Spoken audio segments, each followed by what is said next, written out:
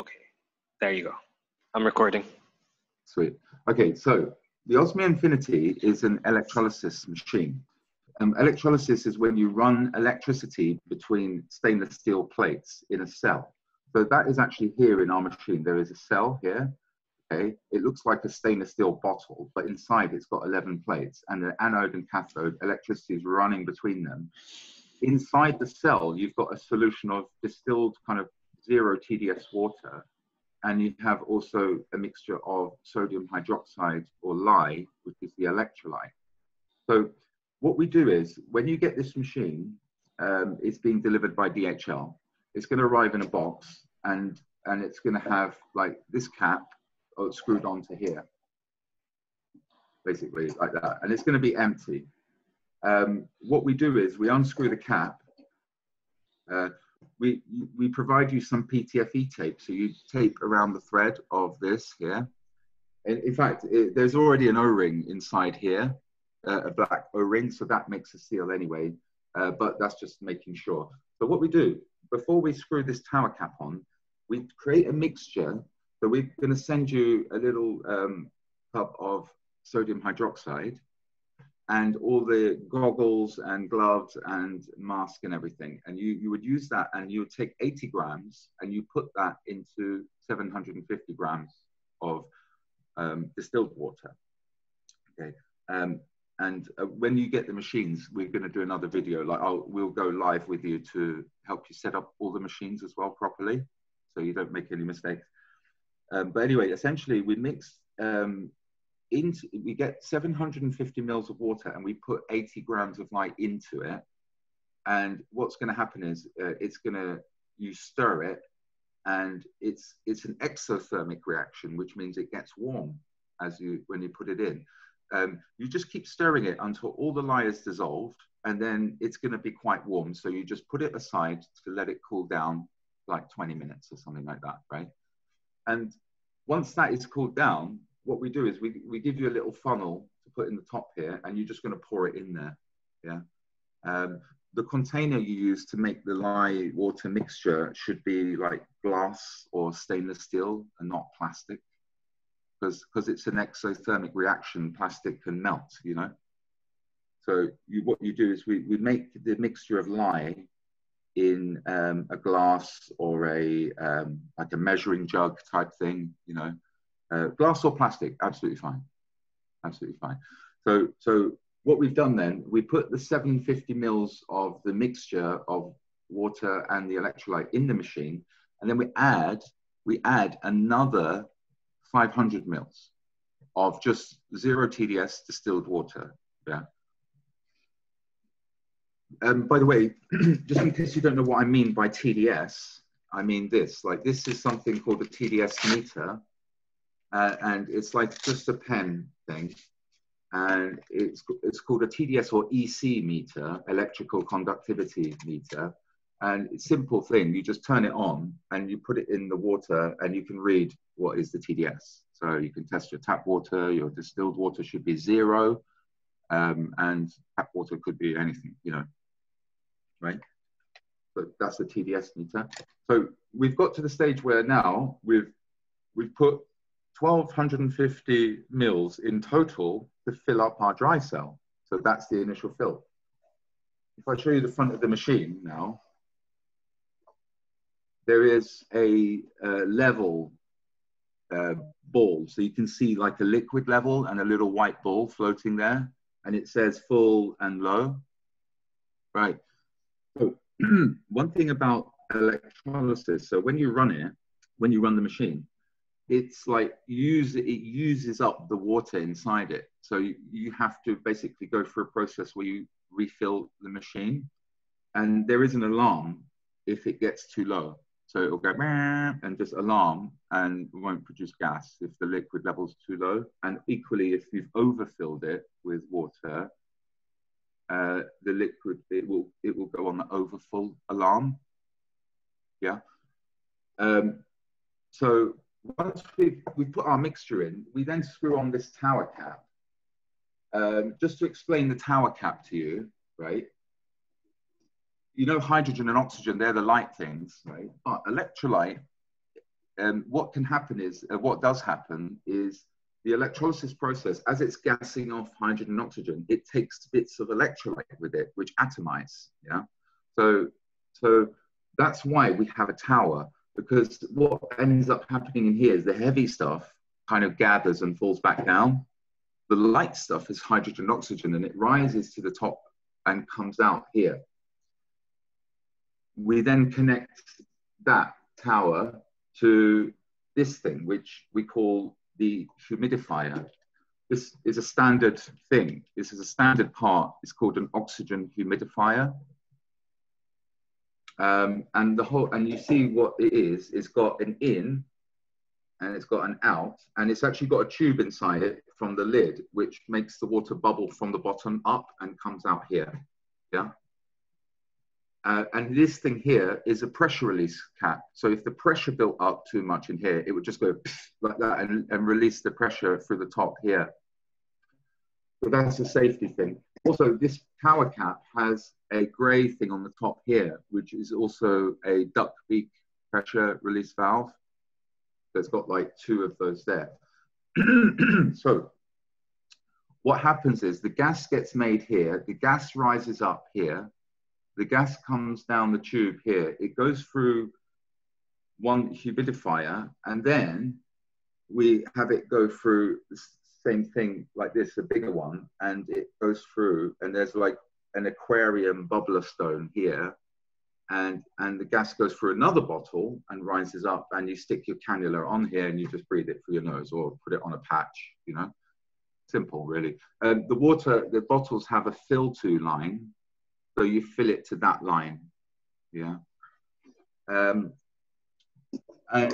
that's it. The machine's set up, so it's really easy to set up. And like, you can set up the machine. It's good to go in like 20 minutes, half an hour from unboxing. You've set up the machine. Now, these bottles here, if you want to call it filter 1, filter 2, or humidifier and bubbler, whatever, let's just call it filter 1 and 2, okay? The water is the filtration for the gas.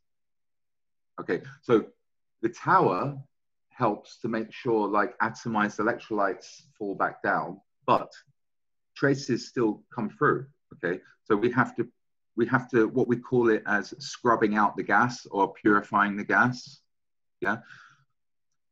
So we have 2 stages, filter 1, filter 2, and then we deliver the gas to the patient after that, yeah?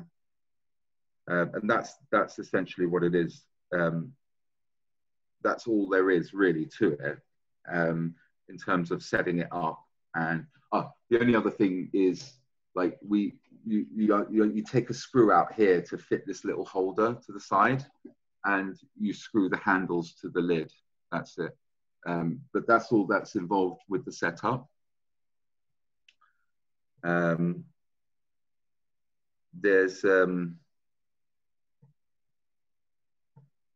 Do you have any questions like so far about what I've said? Or? Yeah. So the whole process, yeah, like you know, you stick in the OTDS distilled water, and inside the in filter 1 and filter 2, is that distilled water as well? Yes. Exactly. So what we do is when we send you the machine, right, you're gonna receive distiller. Oh, did we send distiller as well? I think we're not sure. No, if we did. I think you asked me to buy. Yeah. Okay, so you're gonna get either bottles of distilled water, like you can buy it like that, or you can buy a distiller and make it. But before you set up the machine, you need about say just make it's going to be 1250 inside the machine. That's about 500. So say 750, and that's say a liter. So just if you have 4 liters of distilled water, you'll have plenty, right, to do the initial setup. Okay, it's basically 1250 plus, I think that's 500 plus about 750. So let's just say if you had 4 liters of distilled water, you'd have plenty. Yeah. Probably like 3.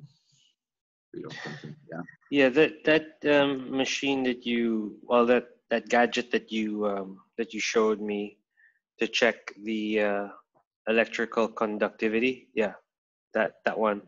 I can use that for the locally available distilled water to check if it's Yeah. suitable. Yeah. Yeah.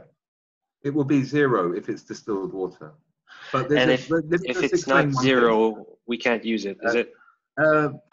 Not well. If it's you could, right? But to keep things standard and straight, especially in a hospital, like in a hospital, for example, tonight. But every time they change this machine for a new patient, what they're going to do is they're going to take these 2 bottles and clean them, autoclave them in their decon section in the hospital, or just wash them. You know, they don't have to autoclave them. Autoclaving is steam sterilizing. Yeah. They can just wash them, put a new cannula on, and maybe put new tubing on here, and you know that's really it. It can't really go beyond there. So to change it for a patient, you just change this and clean it. In your home, you wouldn't, you know, but in a hospital setting, you would. Sorry, I've got a question. So like, yeah, sure. These things that you swap out whenever you have a new patient, the filter 1 and filter 2, we could get we could order extra ones of these so that there would be less wait time for.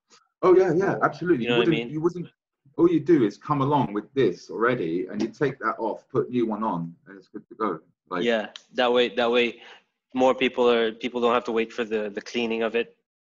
Yeah. Now let me explain something about the type of water you can use for this, right? Now you know a distiller. This is a distiller. Yeah. Okay. So you just fill it up with water. You see, they get a bit horrible inside because they leave all the solid in there. But you can fill it up to a maximum here, and then you stick this little on. It's like a kettle, and this is a coil and a fan, and it just out drips the distilled water into a glass jar. You know, that's one way. Another way is like this. You see this? What is that?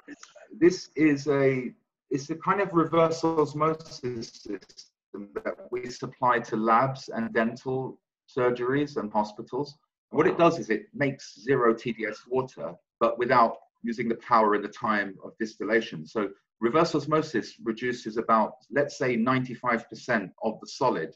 So if my solid level was 100, I'd expect to be like less than 5 maybe of TDS remaining after it goes through a membrane. But what we have is a cartridge here, which is called a deionization resin cartridge. So when you take water that has maybe 5 or 10 TDS and you run it through deionization, it will come out 0. And then instead of distilling water, you end up just changing filters and also wasting about 2/3 of the water perhaps that you put in. So instead of using a lot of power, you end up using more water and filters. But that is a far more efficient way to produce 0 TDS water on a big scale. Okay. You see what I mean? So in a hospital, for example, they probably already have 0 TDS water machines. They use reverse osmosis for kidney dialysis. So the kidney dialysis department in the hospital can give you that water probably in a hospital. But in your home, you might have one installed under your sink, or you might just have a distiller just plugged in anywhere.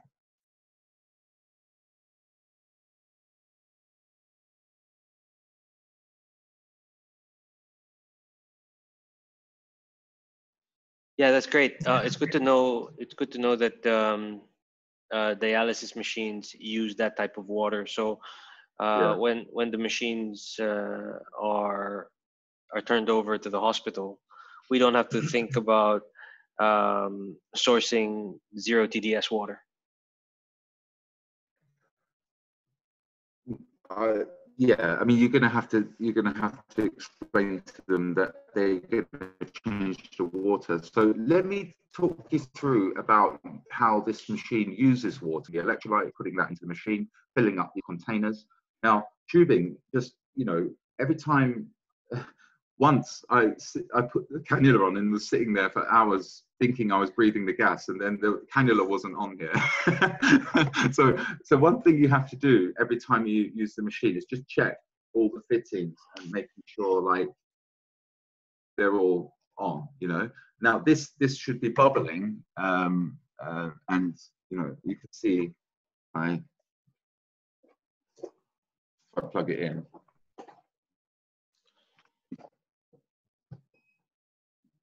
Okay, I've plugged it in. Okay, and I want to take you through like some things, right? So when I filled up the machine from the first fill, I've not filled it up to full. I've kind of gone about 3/4 of the way up. So because I put in 1250 mils originally, which takes me to about here. So I'm not full, right? I'm about here. But if I, just to let you know, to go from, the water level goes from full down to low in about 10 hours of usage. Okay, okay. So in 10 hours, inside my machine, my water level will go from full to low. It takes 10 hours, right? Which, you know, I've got into a rhythm of changing the water, and I'm going to explain to you like how that works, okay? So, Got it. Yeah, that's good to know. That's really useful information.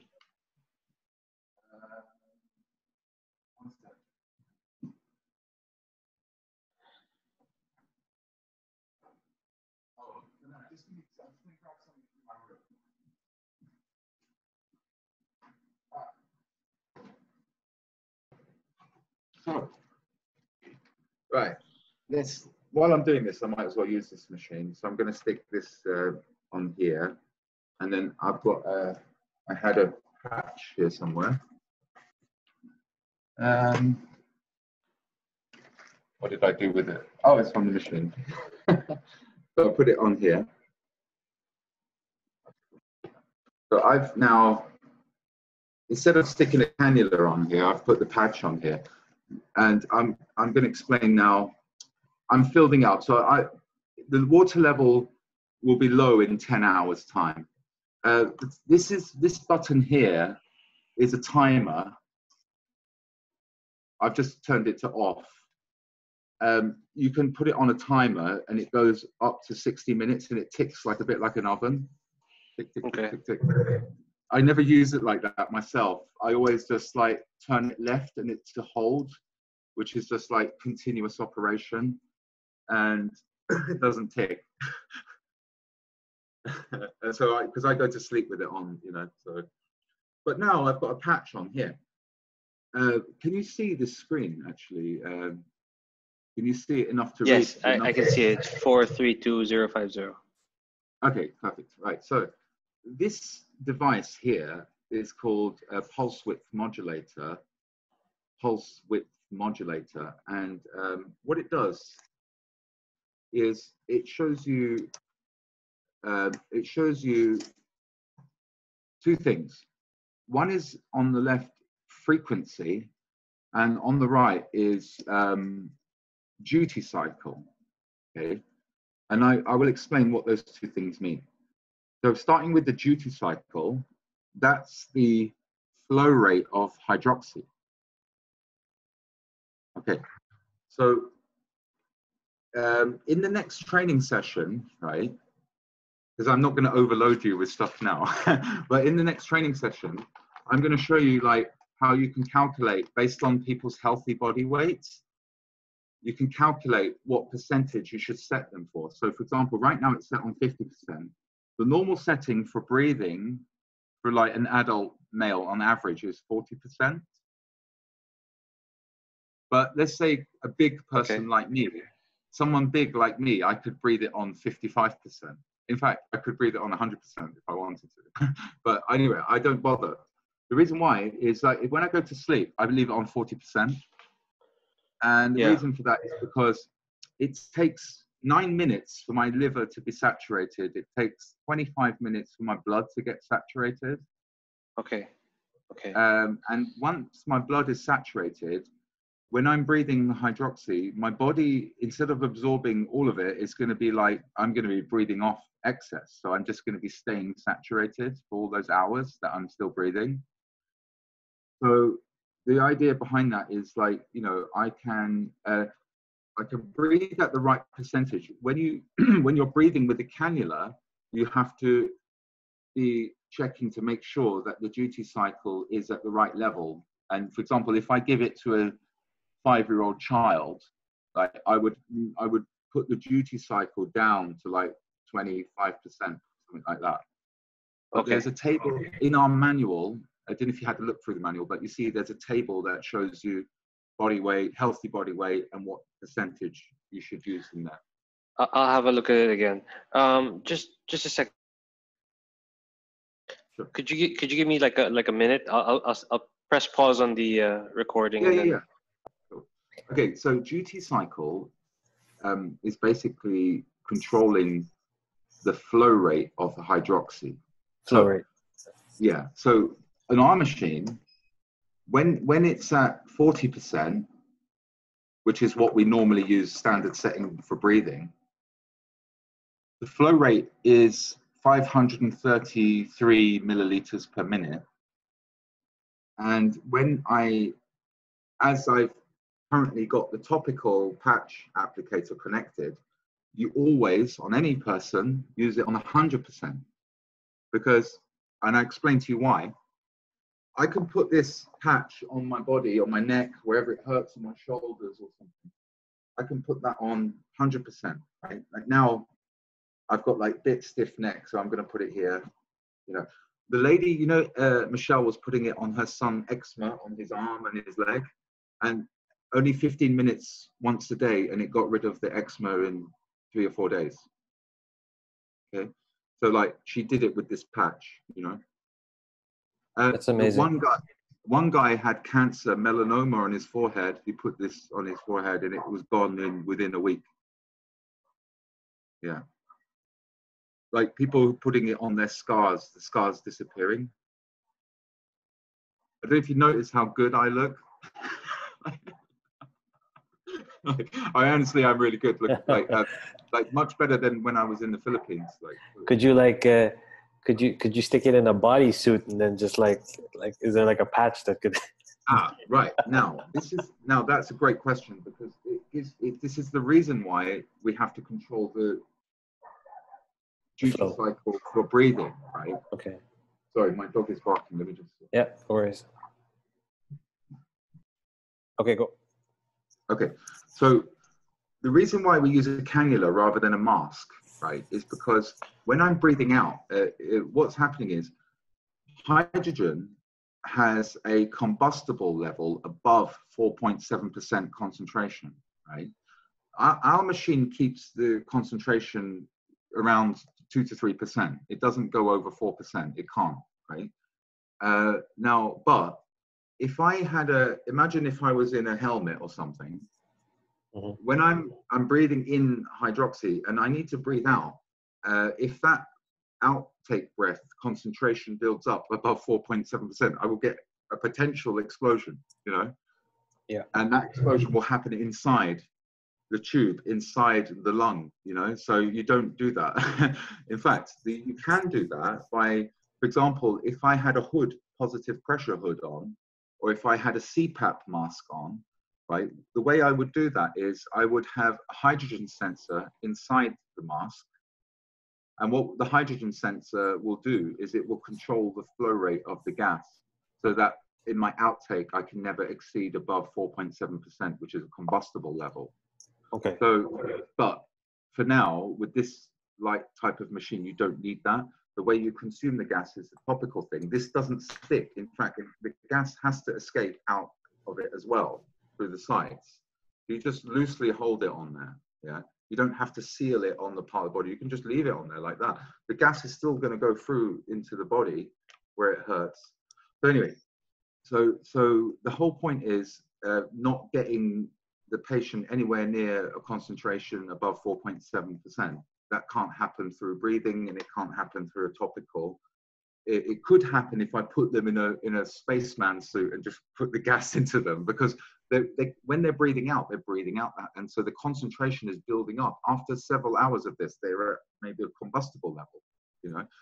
But what you have to understand is, even in a sealed room with windows and doors, the concentration cannot get above the combustible level, because hydrogen has the fastest everywhere. One thing you have to realize is carbon monoxide alarms also get set off by hydrogen and carbon monoxide. But in this case, if you're in the kitchen, for example, and you have a CO2 alarm, it will go off because it's picking up the hydrogen.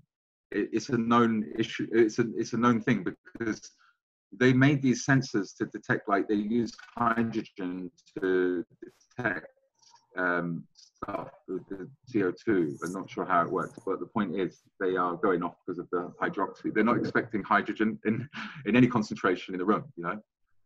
For this, before now, no one's had hydrogen devices in their house. So that's why CO2 alarms are made like that. But anyway, they're not detecting CO2. This machine does not make carbon monoxide. It makes hydrogen oxygen. Yeah, not make carbon monoxide. So just so you know, it's like it just sets off CO2 alarms. But I can show you right now. There you go. So let me set it off.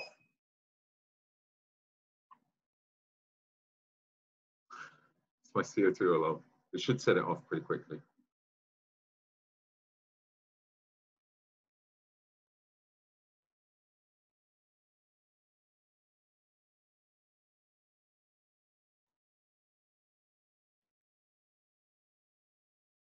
It's not going off.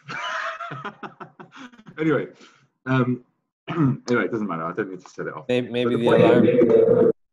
I think I took it off the wall because it was going off, you know. But anyway, obviously you still need one. But like when you're using this machine, just bear in mind, you know, that might go off. Okay, so oh look, see, it just went off. There you go. So it does detect it pretty quickly, yeah. So sorry, that's really annoying. All right, let's stop. Right now, so you can control the duty cycle, right, on 100% with the patch, or 40% normally for breathing. And if you look up the manual I sent you, it's got the table on showing the body weight. And so if you were doing it for a kid or a woman, you just look up their body weight, 50 kilos, and you go, okay, this percentage, because it's calculated based on a healthy intake breath of the healthy body weight of someone. So you have to do it based on a healthy body weight, not their body weight. So for example, if someone was really overweight, and their body weight was 120 kilos, but their healthy body weight was actually 90 kilos, like on the BMI index, you know, then you would base their percentage on their healthy body weight. So there would need to be some adjustments. Yeah. But normally, like everyone breathes at 40%. Everyone uses topical at 100%. You know? So topical 100%, breathing with cannula 40%.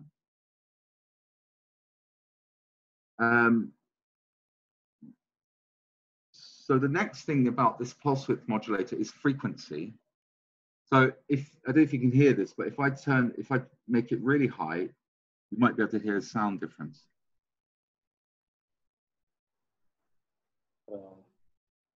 Not yet. You can't hear it. No. It's going. It's going. It goes up. I put it up to. I'm going to put it right down again.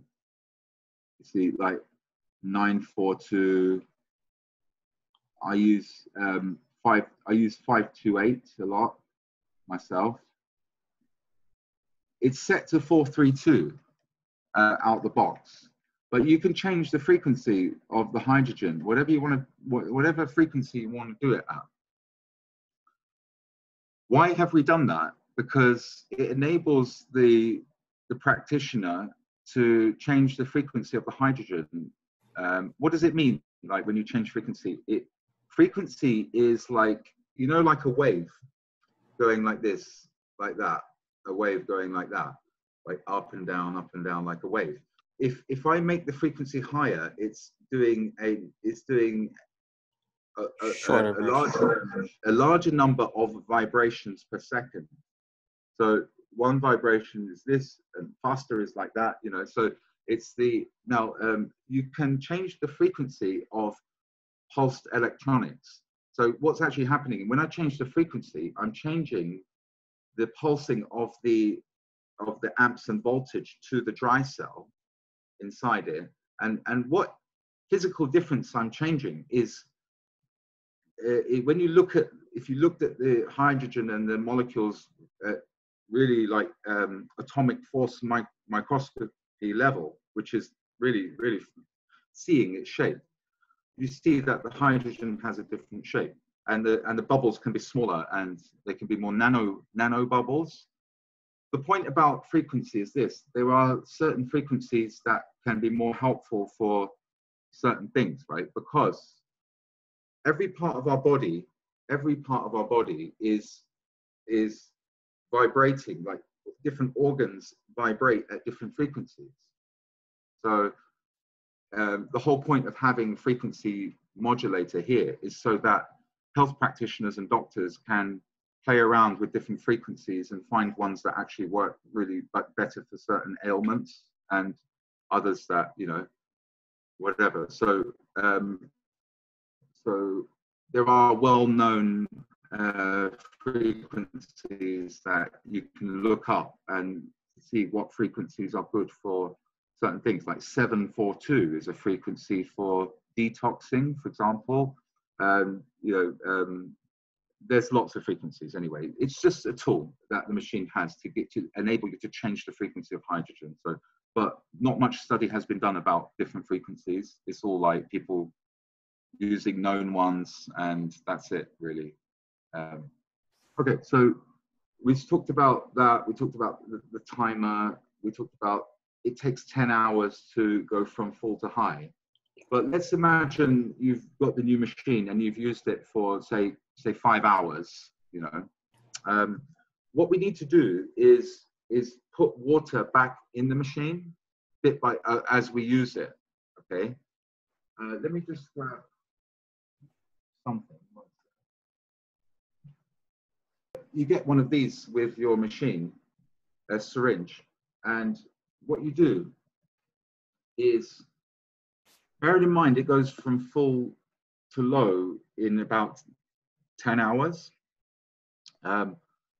There's also one thing to note as well, like because we use lye and you get sulfating of the lye, and eventually what happens is this level sensor, this level here thing stops working because it just gets sulfated.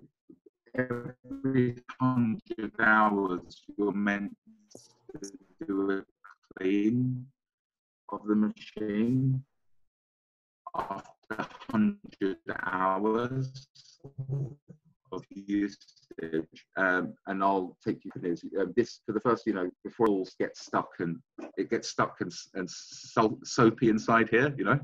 Anyway, so you just get into a rhythm of topping up the machine with a syringe. So the way I do it is I do this normally like every 5 hours, because I use it for about 5 hours, 4 or 5 hours a day, my own machine. Okay, so I do this like every day, right?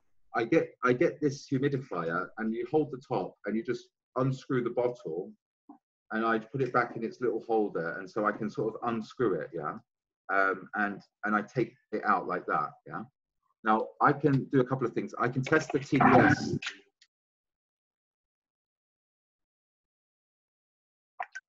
It's got like 3 in it. It was 0 when I put it in.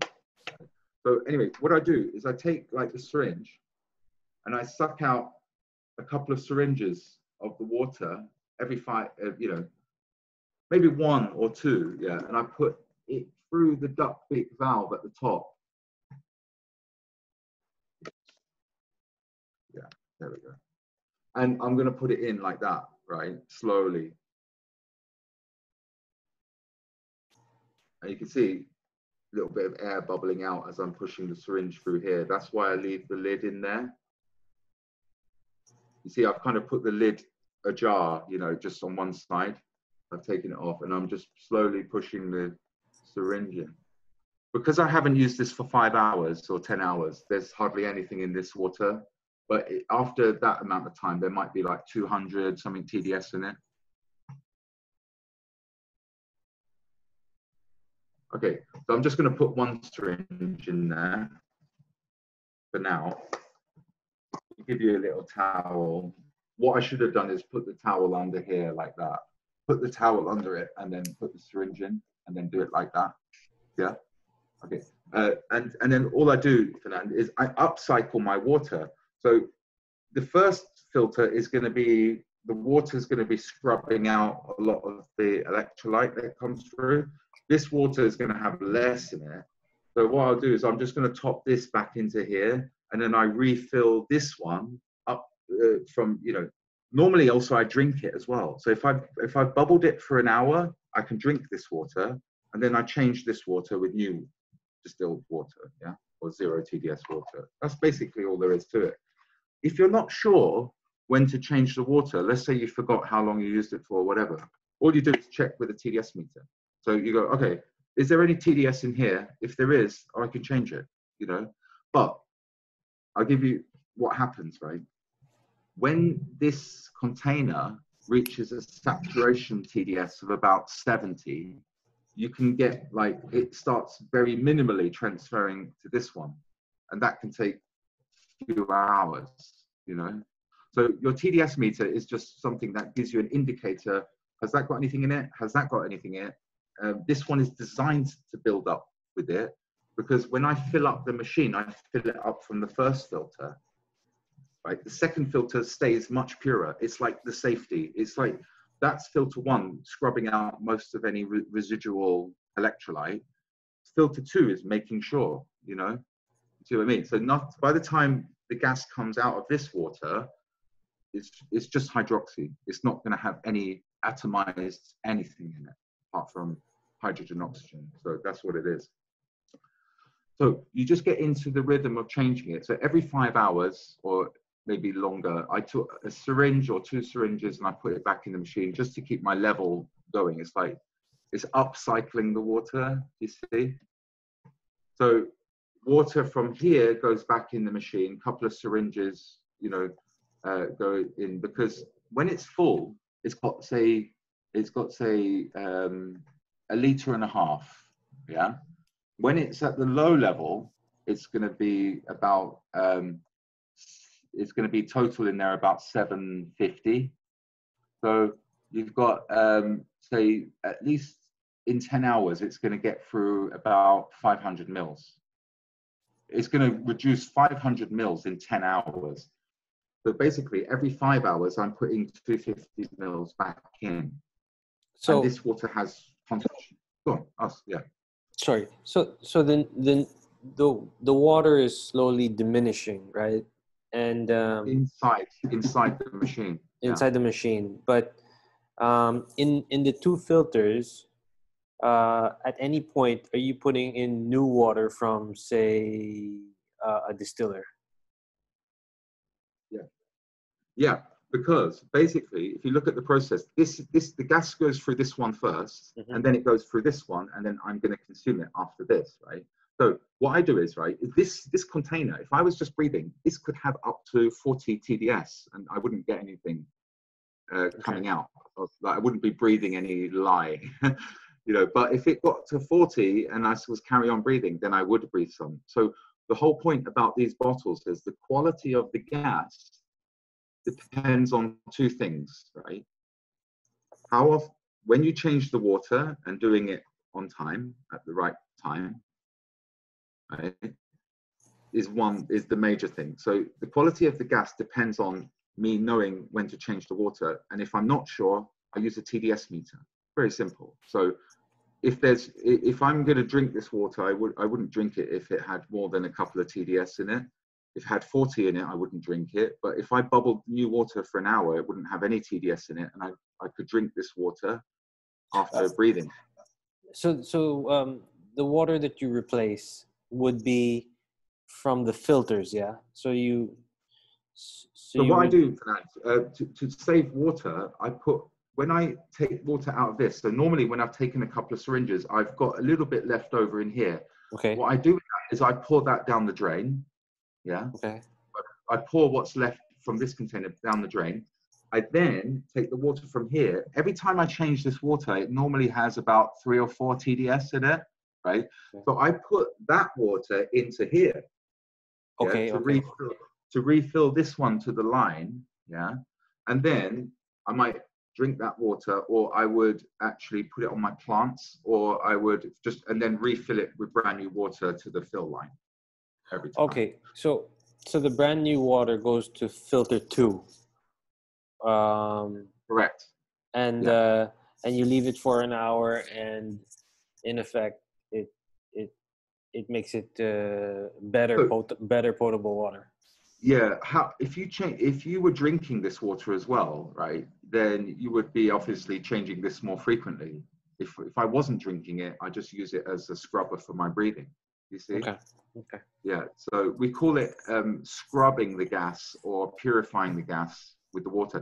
What I've done in my machine in my bedroom, Fernand, is I've got 3 filters on mine. So Okay. the reason I put 3 filters in mine is because I started doing like 8 hours, like all night breathing. So after 5 hours, I would have to get up and do a water change. So in order to get through a whole night, what I did was I added a second one of these. Okay. Right, and I've gone 1, 2, 3. Not on this. The standard package gives you 2 of these, but this is an oxygen humidifier. It's a standard medical part, and they only cost like $5 or something. So you can add, like, you can even get bigger ones as well. Bigger is better, actually. So if you got a bigger one, would that mean that the change would be less often? yeah, I mean, if you look at what I did,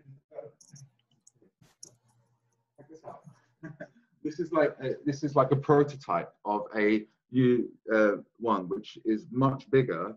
You can see, and it has like more of a nice mold. But obviously, you can see the size difference if I hold them up like that. Yeah, I see it. Yeah. So there would be 2 of these, and then we're building a new machine which is going to be actually doing the water changing automatically. So the next version of this machine takes all of the water changing out for the user. Yeah. Okay. Okay. Hey. And Maura, just a second. Yeah. One moment. Yeah. Sure. So we've gone through like the machine and what we do when we set it up, and then we've gone through like how it uses water every 10 hours going from full to low, and then how we then top up the machine with water from the first filter. What happens when you're not sure to use your TDS meter to check the quality of the water to see, you know, how used up are the filters, basically. So the water is the filter of the gas, and the quality of the gas depends on changing the water on time. So if I forgot to do it and I carried on using it, my gas quality would end up having lye in it, you know, eventually after 10 hours or whatever. And what is lye? What is lye? Lye is, that's L-I-E? Lye is L-Y-E. Lye. L-Y-E. Okay, lye. L-Y-E. Lye is used to make soap. They make soap lye. It's a chemical is sodium hydroxide. It's a very benign electrolyte. You can use different electrolytes. You could use, but we don't use that, right? There's a reason. There's different things like potassium hydroxide, aluminium hydroxide. These are all like things that one could use in electrolysis. Like, you know, for cars, to get the most gassing off from electrolysis, they use things like aluminium oxide. Obviously, we're using sodium hydroxide because it's a benign electrolyte. In fact, there is some research that shows you that when you drink the water with some of the sodium hydroxide in it, it's quite good for you. But we don't do it anyway. But George does. George does that actually. So anyway, the three applications, the three modalities of this machine is topical application. Anywhere you want, topical, any part of the body. You can breathe it with a cannula. If I show you, like, a cannula is just like a thing, you stick it up your nose and you go around your ears. Yeah, you know that. And just drinking the bubbled water after you want, And also, what we do is we take this tube, right? We stick it in a bucket, right? And we stick it like there for like half an hour, and we water our baby plants with that water, and they just go. Watch what happens to your baby plants. Yeah? If you're growing food or like anything like that, you can bubble water. So is that called hydroxygenated water? No, is that not the term? I think you could say that. Yeah, hydroxygenated water, or hydrogen-rich water, or hydroxy-rich water. Hydroxy-rich water. Yeah, hydrogen water. By the way, this machine is designed for breathing and stuff, right? And I could bubble a bath, right? I could stick this in my bath and let my bath bubble for 20 minutes, and I would have a hydrogen bath. I could be sitting in the bath while it's bubbling. Yeah. Right? My skin would be getting a hydrogen bath. So that's another thing you can do just by taking the tube and sticking it in there. So there's actually another thing you can do. You can bubble. Or if I was having a foot bath, I could stick this in my foot bath and my feet, Okay. Just to because I might stick this up online with your permission later on. Just to get everybody's because in my mind, I'm still thinking about the 4.7%. That way we can. Does that need do you need to keep the machine away from open flame, or is it? Is that something of a concern, or? Yeah, it is. How do we keep it safe? Yeah, you keep it safe. I mean, it's safe anyway because the machine has 5 levels of safety built into it. Okay. So firstly, it doesn't make over the combustible level anywhere near. It controls that. It's got yeah. Can you hear me? So yeah. It's got like a voltage control, which means that the concentration can't go above 4%. So it doesn't do that. The thing is about hydrogen, it dissipates so fast that it's literally, even in a sealed room with the door closed, right, with the machine going off for hours and hours and hours, days, it cannot get to the combustible level anyway, right? But what we're going to do for the next machine that we're designing, which is going to be the all-singing dancing machine for hospitals, is we're going to design, Steve Westerby wants us to design what they call a positive pressure hood. It's literally like a hood they put on over a patient, right? So they are not contaminating outside, right? But to make that work with hydroxy, what they need inside the hood is a hydrogen sensor. Hydrogen sensors are all over the market. They use them in all sorts of different places like mines and lots of applications. There's this 4,000 parts per million hydrogen sensor. You could just have one of those in the room. They cost about $200, this part, right? And it's completely unnecessary for what we're doing, okay? It would be a waste of money just to put that part on there. It would do nothing. It would never go off, right? We've already tested that. But in a hospital, right, if you notice the Chinese Nanshan Zhong videos, they're showing people using the machine. They don't put them all in the same ward. They were putting them in individual rooms, right?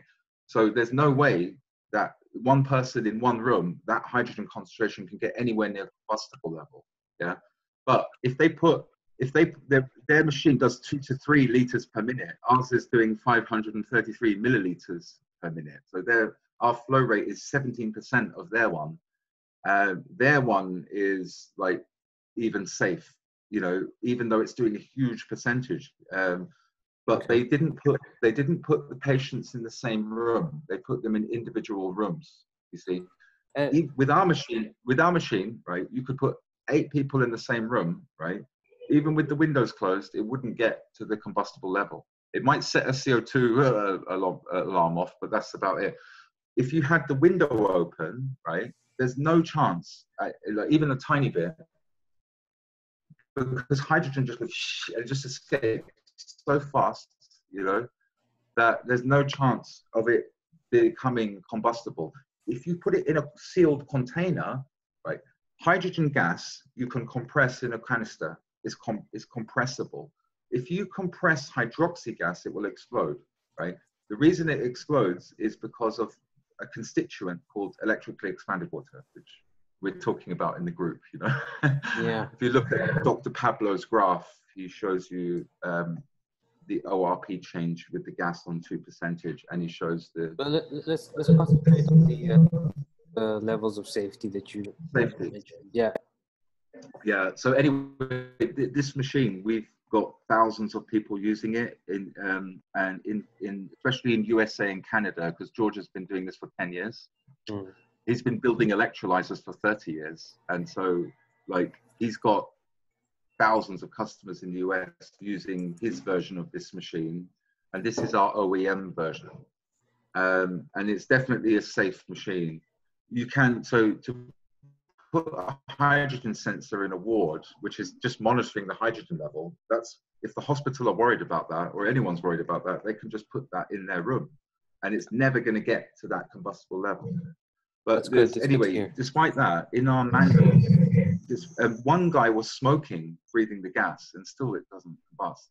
Okay, so you can't really, even when someone is smoking, that's happened, by the way. Obviously, that's risky. We're not saying to people smoke, but we're saying to keep it away from heat sources and keep it away from direct sunlight or anything that can create a static spark. Like if you were rubbing your hair and, like, you know, creating a lot of static, you know, next to it, it can create spark. But the only time it can't damage the user, it can potentially do it inside the machine. That's why it's got pressure release here, inside. It's got 5 levels.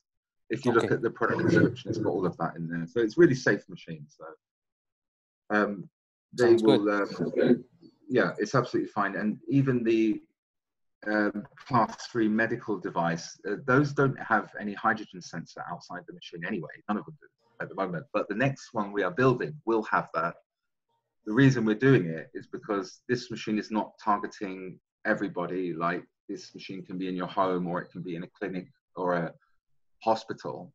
But the one we're doing a machine for hospital where this water changing is automatic. You just have to keep a reservoir full of distilled water, and then all the water changing is automatic, and it will do a couple more other things. And you can put an SD card in it to get the data from the machine, how it's being used. So the doctors need that for clinical research. And that's what this machine doesn't have. It relies on the user changing the water, and it hasn't got data capturing. So we're putting those 2 things in the next one. And while we're at it, we were going to put a hydrogen sensor outside the machine, just in case, you know, someone decides to put 10 of them in a sealed room with no windows or something, and then smoke in there. It's like, that's really the only time it can go off, you know. So, you know, you're also breathing air, you know, as well as the hydrogen. So the percentage you're getting is so low, it doesn't get anywhere close to it, and it really can't, you know. So that's why no one has blown themselves up. There's thousands of people using it. No one has blown themselves up, even people smoking. Hydrogen just dissipates so quickly. And also it goes through my walls and my glass windows. That's really reassuring that, to know that there are a lot of people using these machines. Thousands of these machines. There's like George has got like 6,000 or 7,000 customers in USA and Canada, and Osmio now we've probably got close to 500 people using. So and we've been doing since August 19th. So I use it myself. I've got 3 of my own machines. I use it all night. And by the way, myself and Irina, in both our houses, we've got them both on either side of the bed. And even in a closed room, we're using 2 machines all night. Both of us do it. And it never goes, it can never get combustible in that room, you see. With the windows closed, the door closed, there's tiny little gaps between the doors and things like that, you know. Yeah. The hydrogen just finds, it just goes everywhere. When you breathe hydrogen, it's going to go to where it needs to go in the body. When you breathe hydrogen and get completely saturated, it's going to get everywhere. So, for example, Michelle was using topical on her son because he's 10 years old and he's not going to sit there breathing, but he can sit there for 15 minutes on his arm, right? And it's, you know, he's getting rid of an eczema here, but not here because he's putting it there, you know. Yeah. But if he was breathing the gas every day for an hour or 2, then it would do all the whole body, you know. See, and I can use this like just if I have a pain or if I've got a skin problem or something like that, knee pain, hip pain, something like that. I'm looking forward to trying it out. So. Yeah, you know, everyone that's used it who has a knee pain takes about 20 minutes before they go, my knee pain's gone. So if you had a headache, it'll probably get rid of your headache in about 10 minutes of breathing, like a migraine. Yeah. So I guess on the back of the machine, by the way, you've got a counter which shows you how many hours that you've been using it. So it's like the mileage. Okay. You can see it, but like, yeah, you see that? Yeah, I see it. Mileage counter. So I can see that I've used this machine for 22 hours. Yeah. Okay, so I'm gonna stop recording in a second. Yeah. Just to finish a couple of things off, and we can do this in the next training because I've sent you a training presentation, which I would like to just run you through really quickly. Sure. But also to let you know that every 100 hours we do a cleaning process, which takes like 10 minutes, and it's very simple. And then every 500 hours of usage, we do a engineer like inspection and also clean, like inside clean.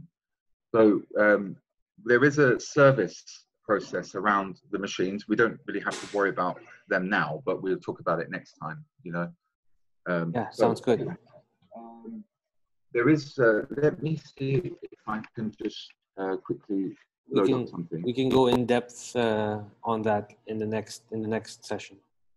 Yeah. Okay. Do you want to do it? Do you want to stop for now and do the next bit another time? Yeah, I mean, if you have anything else to say, because I might stick this up on YouTube and share it to those people that need. You know what, Fernand, if you've got